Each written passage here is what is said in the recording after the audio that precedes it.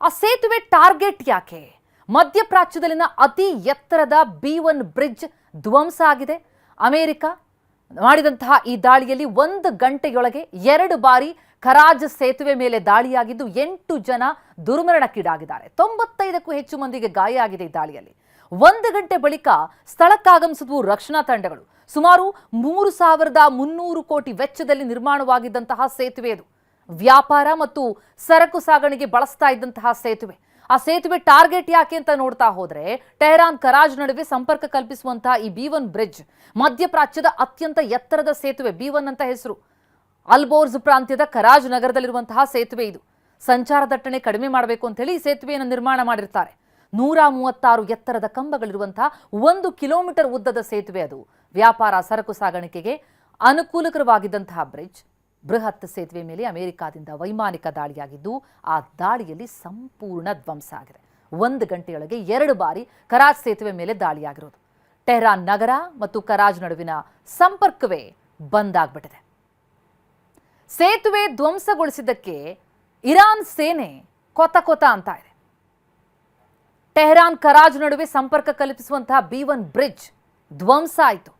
ಅದಾಗ್ತಾ ಇದ್ದಂತೆ ಮಧ್ಯಪ್ರಾಚ್ಯದ ಅತ್ಯಂತ ಎತ್ತರದ ಈ ಸೇತುವೆಗೆ B1 ಅಂತ ಏನು ಹೆಸರನ್ನಿಟ್ಟಿದ್ದಾರೆ. ಅಲ್ಬೋರ್ಜ್ ಪ್ರಾಂತ್ಯದ ಕರಾಜ್ ನಗರದಲ್ಲಿರುವಂತಹ ಈ ಸೇತುವೆ ಇದು ಧ್ವಂಸ ಆಗಿದ್ದು ಇರಾನ್ಗೆ ಬಹಳ ದೊಡ್ಡ ಹೊಡೆತ. ಅಲ್ಲಿ ಸಂಚಾರ ದಟ್ಟಣೆ ಕಡಿಮೆ ಮಾಡಬೇಕು ಅಂತ ಹೇಳಿ ಸೇತುವೆಯನ್ನು ನಿರ್ಮಾಣ ಮಾಡಿದರು.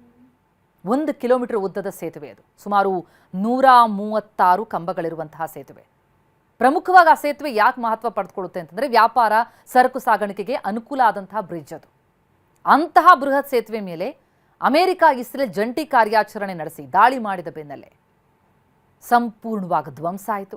8 ಮಂದಿಯನ್ನು ಬಲಿ ಪಡಿತು.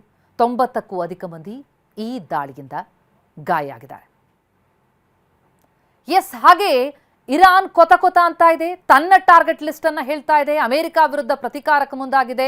ಅರಬ್ ರಾಷ್ಟ್ರಗಳಲ್ಲಿನ ನಾವು ಡೀಟೇಲ್ಸ್ ನೋಡ್ತಾ ಇದ್ದೀವಿ, ಯಾವ ಸೇತುವೆಯನ್ನ ಇರಾನ್ ಟಾರ್ಗೆಟ್ ಮಾಡಿದೆ ಅಂತ. 8 ಸೇತುವೆಯ ಲಿಸ್ಟ್ ಬಿಡುಗಡೆ ಮಾಡಿದೆ. ಅರಬ್ ರಾಷ್ಟ್ರಗಳಲ್ಲಿರುವಂತಹ ಬ್ರಿಡ್ಜ್ಗಳಿವು. ಬಹ್ರೇನ್ನ ಕಿಂಗ್ ಫಹದ್ ಕಾಸ್ವೆ ಸೇತುವೆ, ಸೌದಿ ಅರೇಬಿಯಾ ಬಹ್ರೇನ್ ಸಂಪರ್ಕಿಸುವಂತಹ ಸೇತುವೆ ಅದು.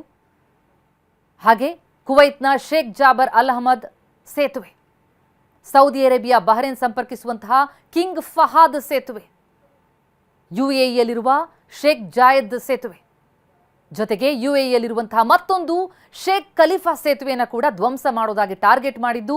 ಜಾರ್ಡಾನ್ನ ಕಿಂಗ್ ಹುಸೇನ್ ಮತ್ತು ಆಡಮ್ ಅಬ್ದುಲ್ ಸೇತುವೆಗಳು ಕೂಡ ಇರಾನ್ನ ಟಾರ್ಗೆಟ್ ಆಗಿದೆ.